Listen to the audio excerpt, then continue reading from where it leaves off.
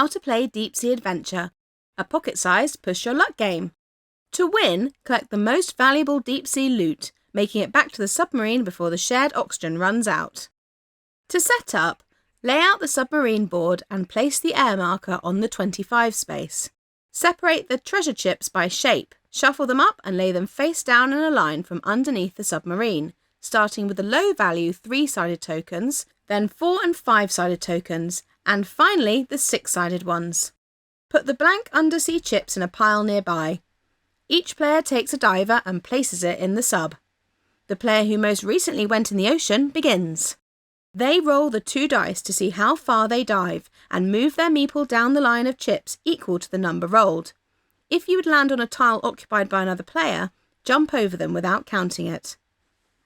If you land on a treasure, you may pick it up, placing it in front of you and replacing it with a blank undersea chip. After everyone's had their first turn, there's more actions to take. First, at the start of your turn, reduce the oxygen, moving the marker down by the number of treasure pieces you are carrying. Second, before rolling the dice, declare whether you will continue to dive down or start to surface towards the submarine. You can only change direction once per round. If you forget to declare before rolling, you must dive deeper. Then, roll the dice and move in the direction declared, deducting the number of treasure you carry from the value you roll. For example, if I roll a 5, but I'm carrying 2 treasure, I'd only move 3 spaces. It's possible you might not be able to move. Finally, after moving, you may pick a treasure up if you landed on one, or drop a treasure you carry if you're on an empty space. Take it in turns using oxygen, diving and looting until at the start of a player's turn, the oxygen marker is moved to 0. They finish their go and the round concludes.